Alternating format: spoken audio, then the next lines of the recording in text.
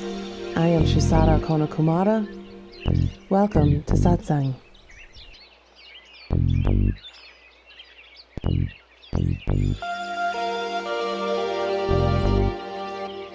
You are beginningless.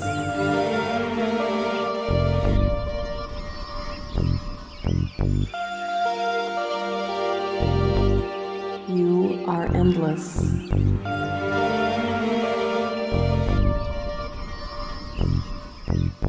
You are divine.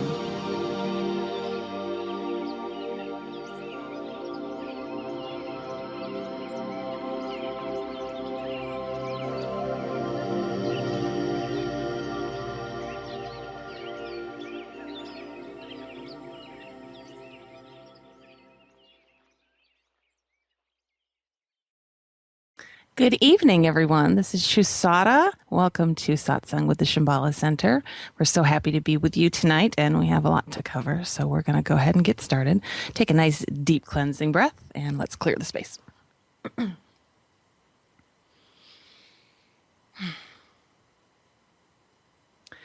Mother, Father, God that I am, through the great central sun hierarchy, through the office of the Christ, through the order of Melchizedek, I call upon Archangel Michael to bring the sapphire blue ray. Cut away, cut away, cut away anything in all of our four lower vehicles not emanating directly from our I Am presence.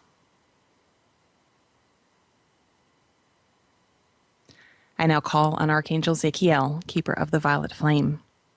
Blaze, blaze, blaze the violet flame through all of our four lower bodies. Transmute, transmute, transmute all the psychic debris Michael has cut free.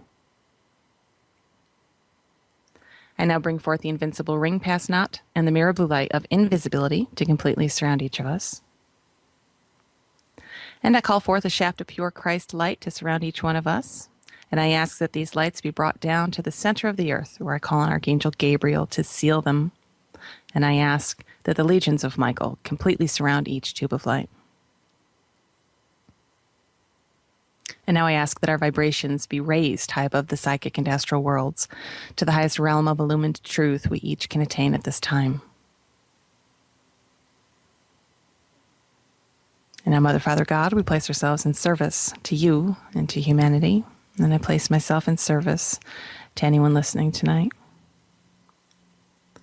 We ask that only that which is direct from you be permitted into our perceptions, and that all else of the lower mind be kept out.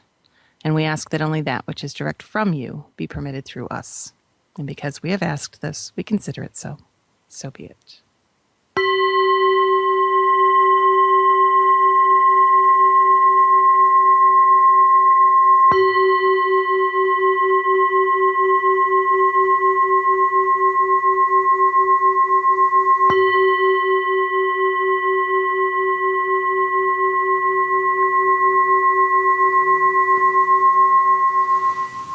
Very good. Let's get started. I'm going to make a little mini announcement. Since this broadcast goes out kind of all over the place, I'm just going to make a brief announcement for someone out there doing very, very valuable work. Her name is Patricia Cota-Robles, and her website is eraofpeace.org. Anyway, Patty does really profoundly beautiful work on the planet, and she travels around the country and gives free day-long seminars. And this Sunday, she has a seminar being held in Greensboro, North Carolina, which is kind of in our backyard. So a bunch of us are going to be heading up to see her. If any of you are in the driving distance to head out to see it, it is free. So you can go to eraofpeace.org and you can register there online so that they know to count you in. Again, her work is really beautiful. And if nothing else, go and just be part of the energy because it's wonderful stuff. Okay. So we had a very potent satsang session here before this program. And PLAN asked me if we could reproduce it for the radio because she unfortunately had to miss our physical session. And I'm going to do my best to do that as best I can because I know where I started, but as far as where it went from there, I don't know that I can replicate that. But we'll leave that in the hands of something far greater than me to figure out. So we'll start where I started. if I can remember that. Okay. If we go back to the one of the very first things that you learn in dissolution work, it is what created the fall in consciousness. Okay. So remember that humanity as a whole is, as I always kind of say, suffering from amnesia of sorts. What you experience in humanity on the planet is a collective consciousness that has fallen, meaning, not like in the biblical term that you're all sinners, as far as it being a bad thing. It was a very innocent thing. Consciousness attached itself to a concept.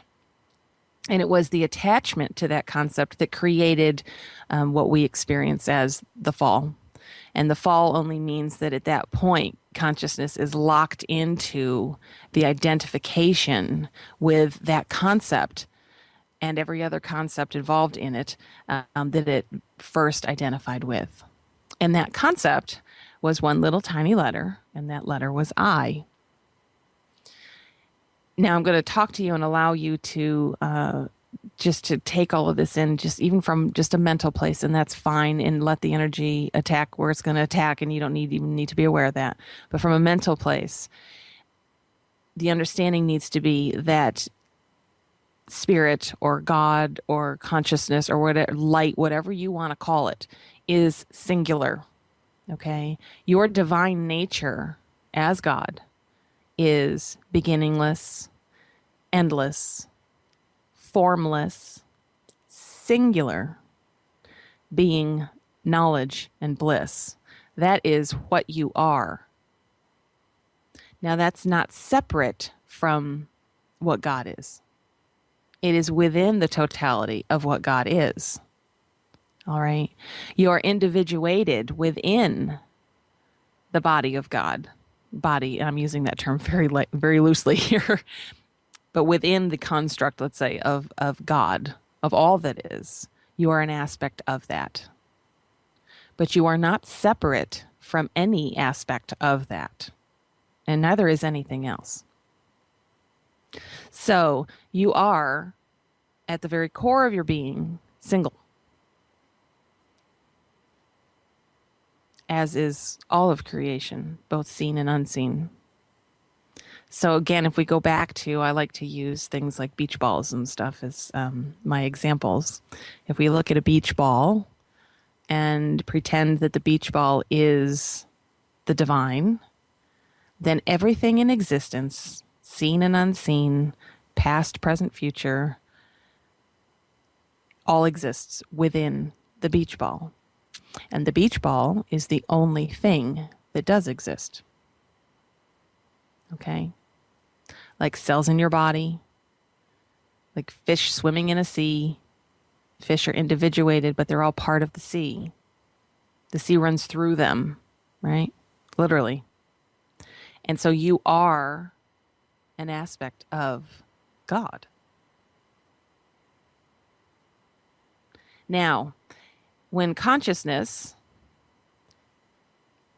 see, the thing is, all concept can kind of float around, and that's fine, right? Well, consciousness looked at a concept, and the concept created in God mind, the concept was I.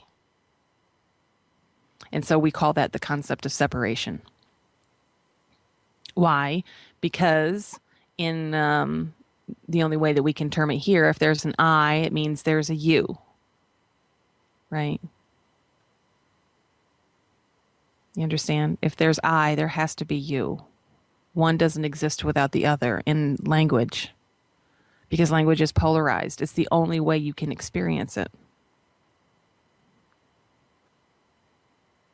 So when consciousness looked at this concept of I and then identified, literally saw itself as being that and took it on as something that would define it, right? When I say identify, that's what I mean. It literally took it on as something that now defines it. At that point, consciousness fell into an unconscious state. And it is that unconscious state that the personal self exists in.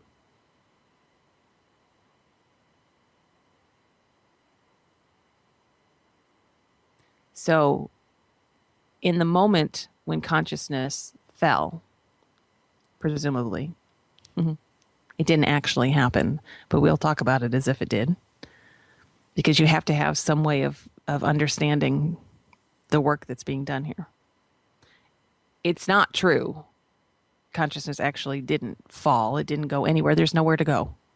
There's nowhere for it to separate itself out of or to move itself to. It just doesn't exist. Remember, the beach ball is all that exists, and consciousness is within that. So even if it forgets who it is within it, it's still within it. There's nowhere to go. There's nowhere to go. Okay, so just the very basis of that, it just can't be real, because there's no way it can be separated out of the state of its beingness. Okay, this is really important because that one concept created the experience that consciousness on the individual level and the collective level is living in. It creates this sense of polarized reality.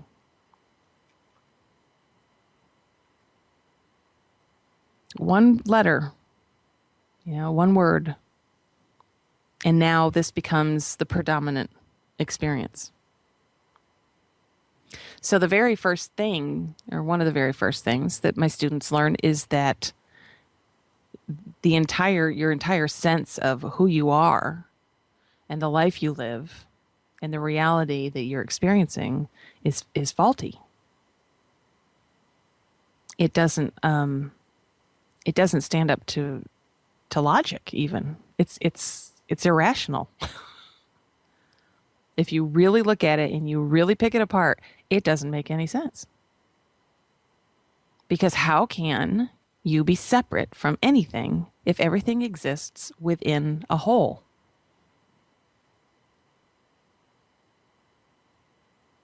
Right? You can't ultimately separate out of it. It can't happen. However, here's the issue. The issue, if there was one, is that you now live in a world that was created out of a concept. And the only way to experience and actualize yourself as the Christ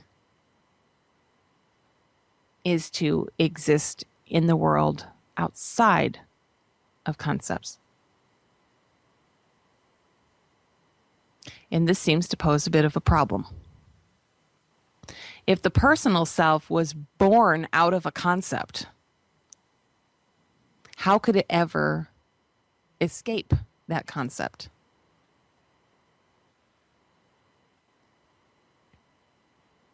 I mean, really look at this. A baby can be born to a mother, and it could be given up for adoption and raised by another family. But if you look at the genetics and the DNA of that baby, does it belong to the adopted family? Nope. Doesn't matter where the baby ends up, it still has the blood of the mother, doesn't it? It has the cellular structure that was created within the mother. There's no separating that.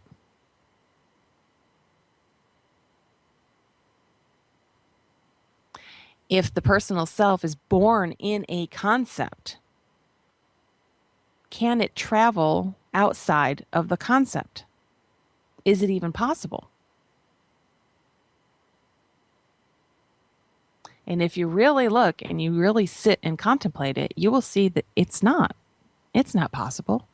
If the entire reality was created, manifested out of one concept, and your sense of identity came out of that, and now you're striving to return to a space where that identity does not exist anymore, can the one who is identified make the leap to the unidentified? Is it even possible?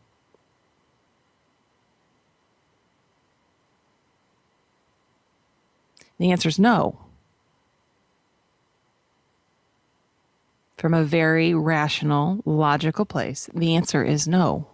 The personal self, this is why, the whole thing behind the word enlightenment is kind of a joke. The personal self cannot become enlightened, because the state of enlightenment is the state of living outside of concept. So who is it that's going to experience that? It's not the personal self. It was created out of a concept. It is a concept itself. The personal self, the identified you, your sense of who you are as a personality, your sense of who you are as a body in the world, your sense of who you are as far as your family and your relations and your children and your spouses and your friends and everything else, your nationality, they're all concepts that the consciousness that is you identified with and is identified with. Now, the cool thing about the lower mind or the personal self is that it will play all the roles on the way back to that place that it never left. Sounds very paradoxical, but it's very accurate. The Course in Miracles, the journey without distance to the place you've never left. This is where it's very mind-bending when you sit and contemplate it. Because that personal self that is the seeker, who desires God, who desires ascension, who desires enlightenment, who desires truth, you choose your term, that being is incapable of attaining that which it seeks. Not because it can't try hard enough, but because it's impossible.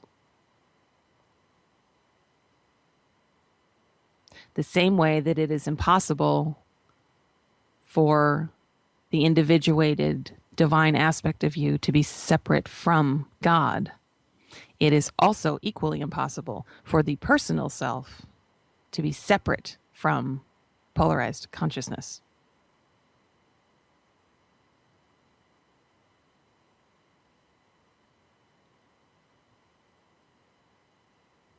Now, does that mean that it is also impossible to walk in this world from a level of consciousness that is outside of polarization?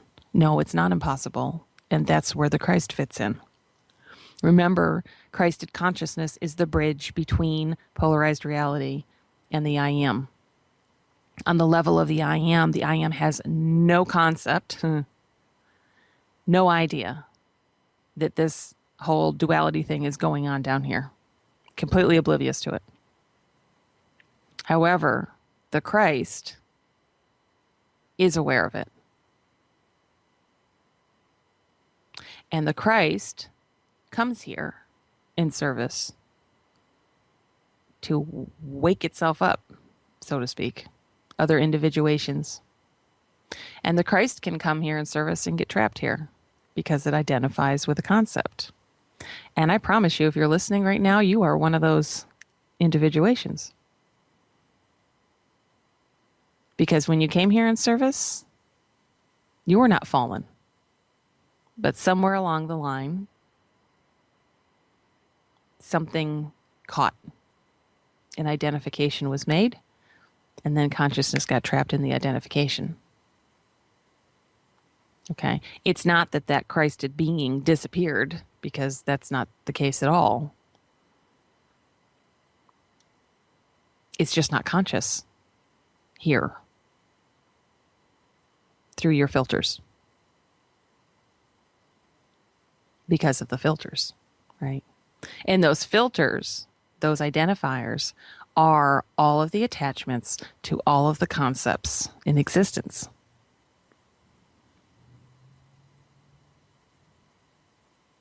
and they're infinite.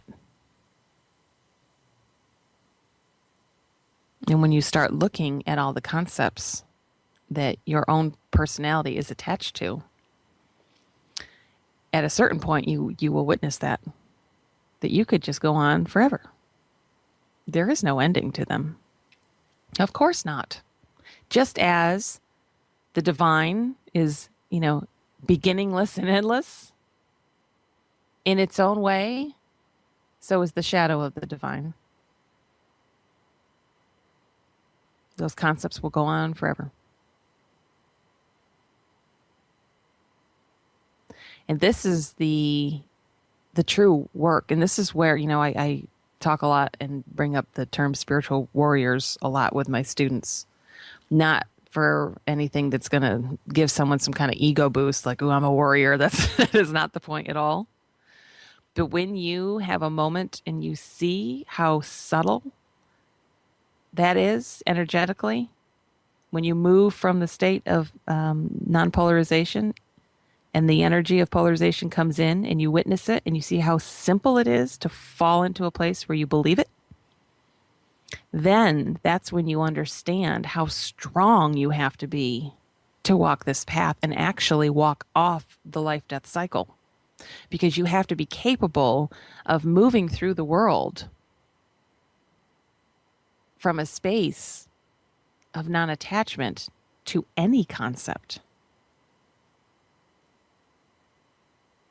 And that usually brings up a lot of resistance in people because mind runs all over the place with that. Even if we just go with kind of the basic, you have to drop your concept of good and bad. Oh my gosh, there's just that right there will send people right over the edge. They'll just start running because just as soon as you challenge someone to stop viewing, say, a murderer as bad, most people, you're going to lose 90% of the people right there. And they're going to use all kinds of proof, from the world to show how bad it is. And this is where the challenge truly comes in. As I was saying to the group earlier tonight, it was the great teaching of the Buddha was the teaching of his experience under the Bodhi tree, right? And his experience with the demons that came at him.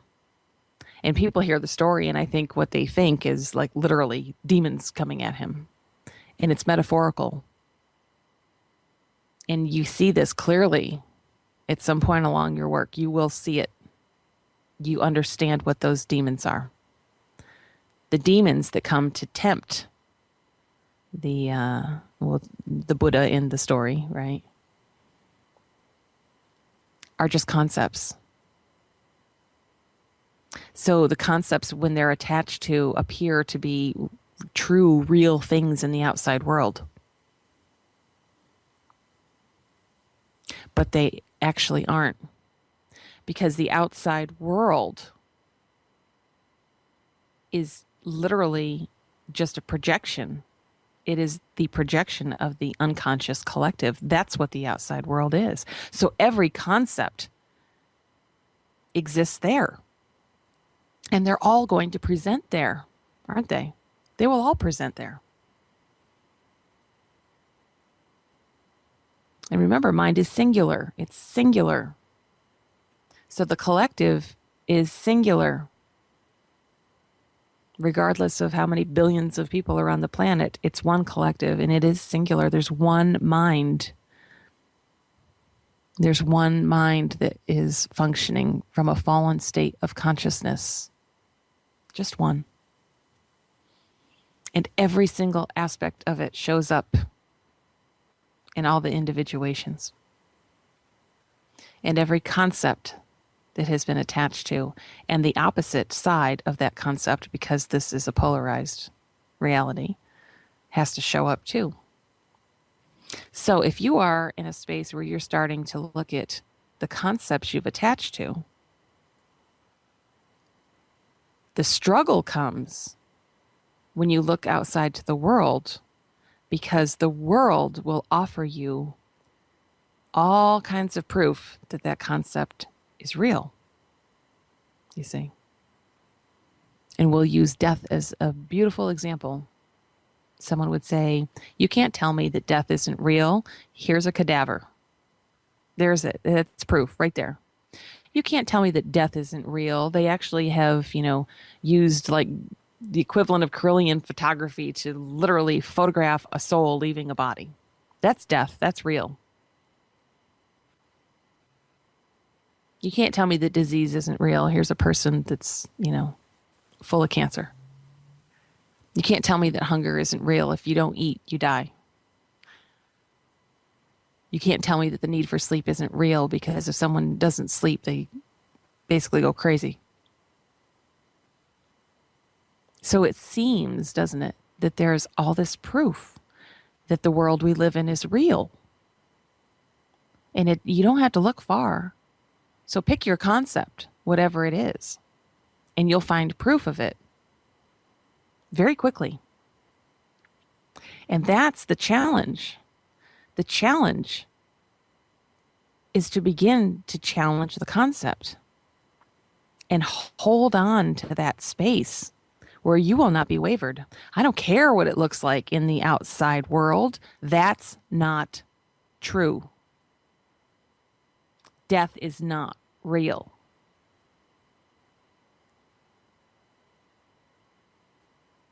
As soon as you agree that it's real, you are completely locked into the system. And I wish I could tell you it's as easy as just kind of changing your mind and seeing everything as not real anymore. And it would be beautiful if it was that simple, wouldn't it? But the work is experiential. So it's not enough to take in a mental understanding. You have to actually walk it out. And you walk it out in the world. That's where it gets actualized. In the world.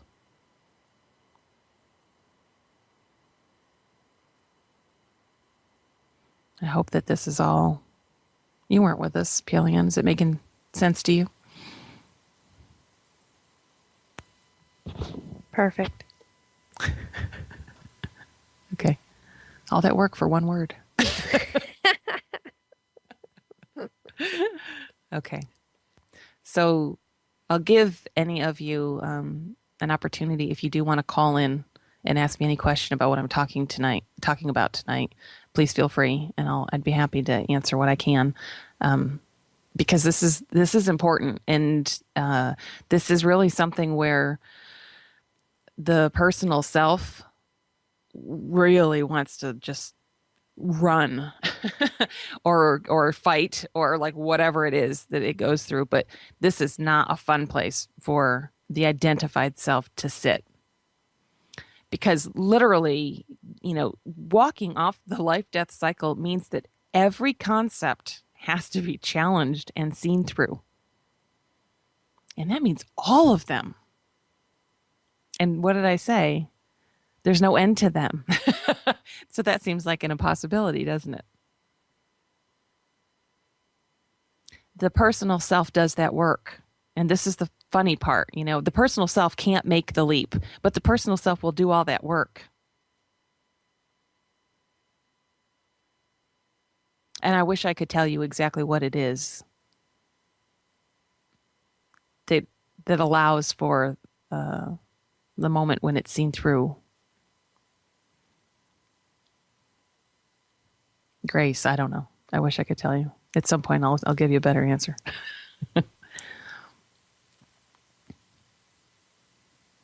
The personal self can't do it, but the personal self has to, and this is kind of the paradox, it can't make the final leap. It can't step over the threshold, right? It can't leave its own creator any more than you as God can leave yours.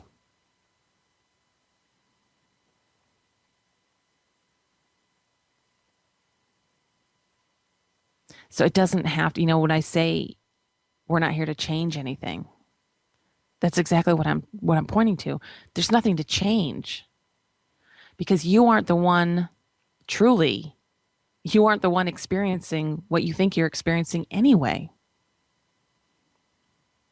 So what I did earlier with our group here in Charlotte was I had them all kind of close their eyes, and I said, and I'll have you do the same. So close your eyes and take a minute, or at least a few seconds, and imagine yourself as who you think you are in a non-polarized space, whatever that looks like. Meaning unidentified with the concept of polarization. So you are now in a space where your entire reality is all you, and you know it. You as God, and you know it. And you get to interact with all these individuations, but they're all still you too. And you get to manifest instantaneously. So because you are a creator as God made you, you get to create whatever you want to create and play in it and explore in it. And you could take it apart and put it right back again. Or you could take it apart and leave it because you're done with it. But there's nothing outside of you that can take anything away. There's nothing outside of you that can come and mess with your stuff. It's all you. And now take that space. This is where you live, right? Anything goes where you live, right? So what's the concept of anything? And now take that individual and move them into this world that you live in and see what happens energetically when you feel that shift.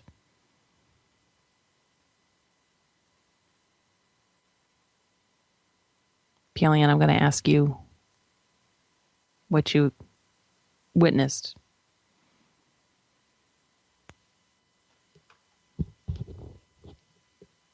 I witnessed at first that mind went straight to what its idea of what PLEN is, looks like, whatever. But then I went into like nothingness. It was just literally nothing, which was really cool. Freak a lot of people out, but for you, that's cool. That's good. Okay, so what I really am interested in is the movement from that space for you, and then into this world. And what did you witness in that? Heart. So, explain. I witnessed becoming love. Just it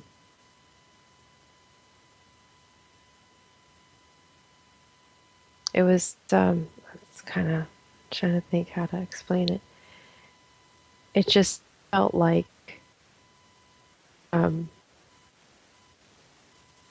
I was here to just be of service, be of move from that place, just not even be of service, because I feel like that's like a sort of a desire.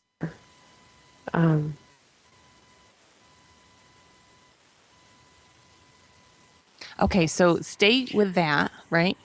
And close your eyes for me for a second. Okay. Stay in there.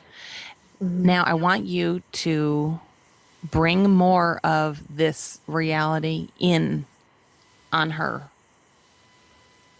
children, her job, the world as it exists here. And I want you to tell me what happens energetically as you allow more and more of that world to settle in. I feel it compressing down. Yep. Why?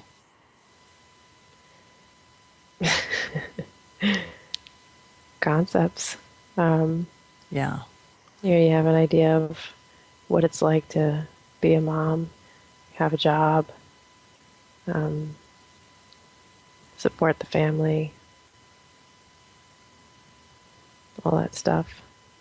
Okay, excellent. That's excellent. And I'm so glad that you came in from the place you came in from, because you actually just illustrated what happened. You truly just illustrated it. It's beautiful. So you can see in what Pielian was just saying that there is this space where outside of any concept, that Christed level of consciousness can be here in the world in a very joyous place, right? Regardless of what the world looks like and regardless of what concepts are held by that collective. But the longer that she sat with all of that stuff, the more she felt it compressing around her, compressing around her. And I'm very glad she used that word, because the divine you is your heart, your spiritual heart, and it is ever expanding. However, polarized consciousness is the exact opposite. It goes around that spiritual heart and it compresses down. So that is the exact experience, the constriction that happens. It's not that your heart went anywhere. It's just that you lose the ability to experience it because of all of the contraction that's around it. So the world itself, remember, if we look at it from the space of, go back to what is God and what are you as God? You are beginningless, endless, formless, single, being, knowledge, bliss. You are expansion, beginningless and endless. That's expansion, yeah? What's the world? The world is contraction. What's the physical body? The physical body is contraction.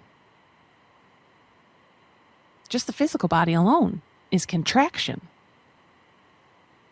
And you feel it. You go into deep meditation where you've completely removed from the form and you go back into the form after meditation and you feel it. It's like putting on this tired, old, achy suit. It's like, ugh, and it's heavy because it is contraction. It's constriction. That's what this reality is. It's the shadow to what is real. And that beautiful essence of you came in unattached to all of the concepts floating around in this reality. And at some point, something connected. And that's all it takes to end up stuck in the level of patterned consciousness. Yeah, the beautiful thing is that the divine pokes through the shadow. It's present in the shadow to help wake itself up, to help remind itself, oh, this is not who you are. This is not real. This is not real.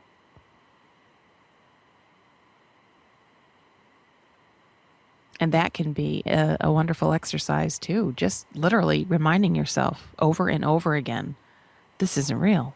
This isn't real.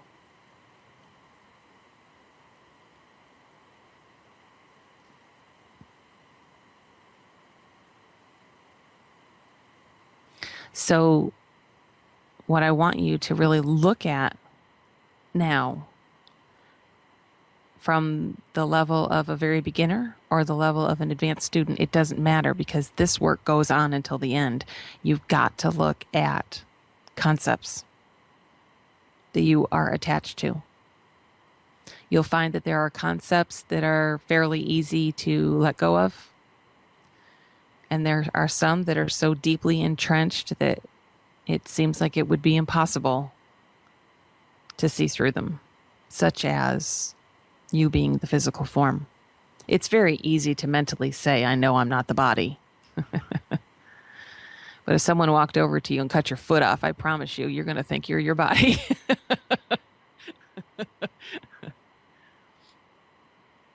Or if someone even physically threatened you, it would be very quick that you would believe you're that body, because you would react to the threat from a fearful place. So, mind finds it very easy to get kind of cocky, with some spiritual understandings. Oh, yeah, I got that one. I get it. I'm not my body. I go into meditation and my body kind of goes numb. I get it. I'm not the body, and you think you've got it. Well, no, there's more. It's one of the last things to go, the attachment to the physical form.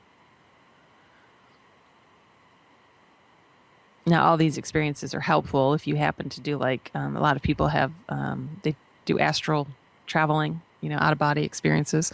That's a very helpful thing because you experience yourself literally out of body and you see the body from your vantage point and on a level that it's not you. However, when you're back in that space where your awareness seems to be looking out through the body, it's very easy to get wrapped up in that again. So, if you're a newer student, start with concepts that are lighter concepts, And just start where you have opinions. That's where you start. You got an opinion about something, and you've got opinion about just about everything. So pick one, and then look at the concept that sits there that you have attached yourself to. And then remember that you're going to see the unconscious side of that opinion that you're carrying in your outside world. It's you. There's nothing outside of you. It's all you. Remember, the things you can't own as you get projected out into the outside world because they're unconscious.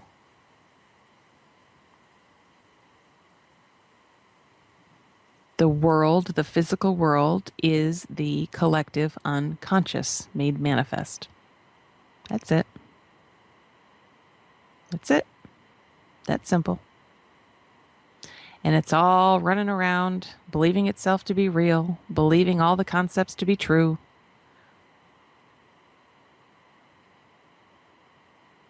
And none of it is true.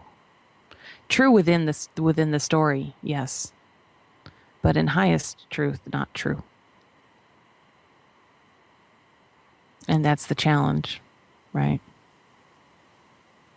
Once an individual, once that personal self dissolves out and then you have a Christed being, right? Or an enlightened being on the planet, at that point, that individuation doesn't ever forget. I mean, there isn't a second that knowing disappears. Up until that point, it'll come and go. And you spend more and more time in the space where you do know. And less time in the space where the identification is really running the show. Right? But remember that personal self, I mean, it's engaged right up into the end. And it serves its purpose here, and that's fine. It's not a bad thing. It's not evil. You're just there to witness it because you aren't that. You're the witness of it, but you are not it. So spend some how are we doing time-wise?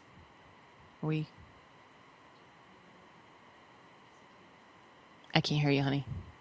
I'm sorry. 6 minutes. Okay.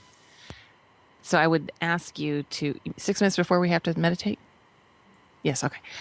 So I would ask you to look at all that and then also go back out into your happy non-polarized place, right?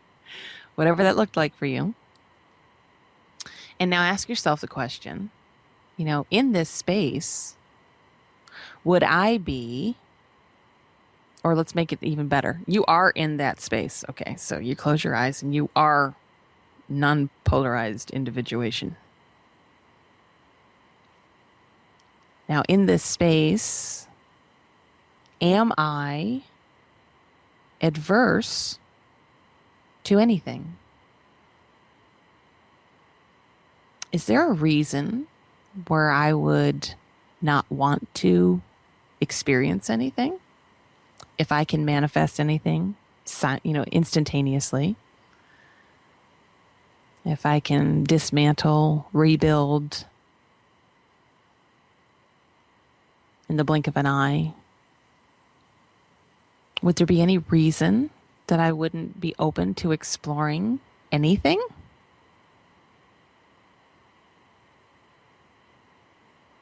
Of course not. If you are bliss and you know yourself to be expansion and beginningless and endless, you are eternal. Would you be adverse to walking into a body that's in pain? If you know that you can change it in a moment? No, of course not. Would you be adverse to walking into a body that is poor? Or walking into a body that had emotional trauma? Walking into a body that doesn't have all of its mental faculties? Would you be adverse to being a different race, a different sex, a different sexual preference? Would any of it matter at all? Or would it all just be seen as playtime? Just something else to experience?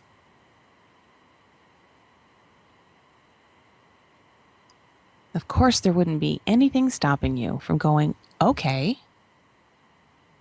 You know, if an actor has a chance to play a role that's outside of his previous scope, I'm guessing he'd be pretty excited to do it. Ooh, a new challenge. Something different. Let's see if I'm up to that one. Right? And so, are you any different? Is the essence of you any different than that?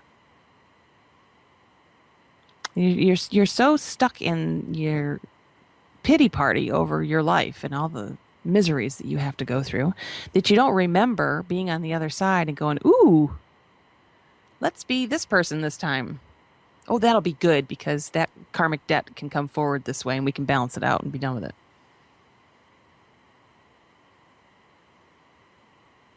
You see, there's no reason why you would have any issue with any of it. No matter what it looks like, you just wouldn't have an issue with any of it. So take that piece. And, you know, it sounds like such a simple exercise, like it's such a simple thing to do. It's hard to hold it. It's really hard to hold it. It takes a real commitment. But take that piece and now apply it to your world. Apply it to your life. Why am I so down on myself about, you know, not having more money in my 401k? Why am I so nervous I won't have enough money to retire on? I love that one, you know. Look at the banking system in the world, people. It could collapse tomorrow. It doesn't matter how much money you've saved. You're going to be in the same boat with everybody else. And is it likely to happen? It might be. It's the collective unconscious, correct? That's what the banking system is. It's you. And every concept you've attached to money, every concept you have that says money is scarce and money is important and money is not for most people. Money is what? The root of all evil. That's a good one. And all of those concepts are held within the collective and they're all popping up in the world. So is it any wonder that we're watching everything collapse? And what does it do when you sit in the spot of being paranoid and getting upset over the potentiality of, say, losing your money? Does that make it more likely that the banking system is going to collapse or less likely? Look at that. You have a direct impact on that. Remember, it's all you. It's all you. If you're attached to having money in the bank, watch the banking system fail right in front of your eyes.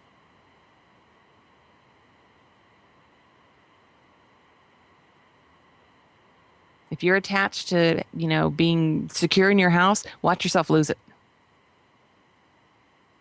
Or watch people around that you love lose theirs.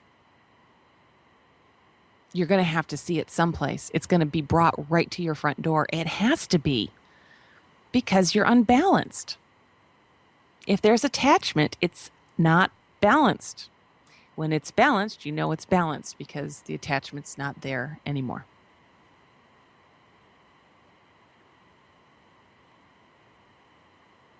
Okay. So this is a very strong session tonight. I hope you stick with what I talked about and hold it as long as you can. If you have any questions or comments, please send them our way. Questions for Shusara at the shambhalacenter.org. Or I don't even know if maybe on our BBS page there's a place you can make a comment to. But we'd love to hear from you. Okay, so we're going to go under meditation. We got a nice, beautiful Gayatri mantra tonight. Enjoy it, and we will be with you next week. So much love to you. Good night.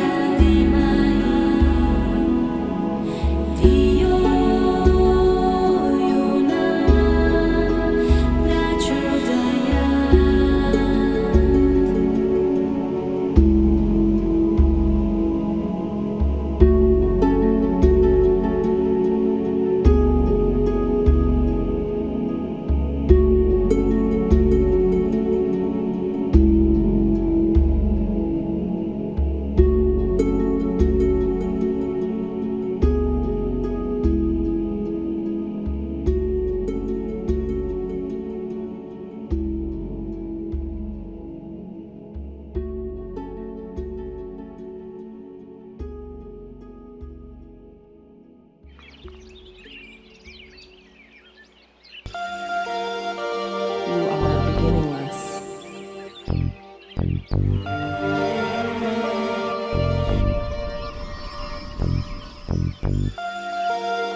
You are endless.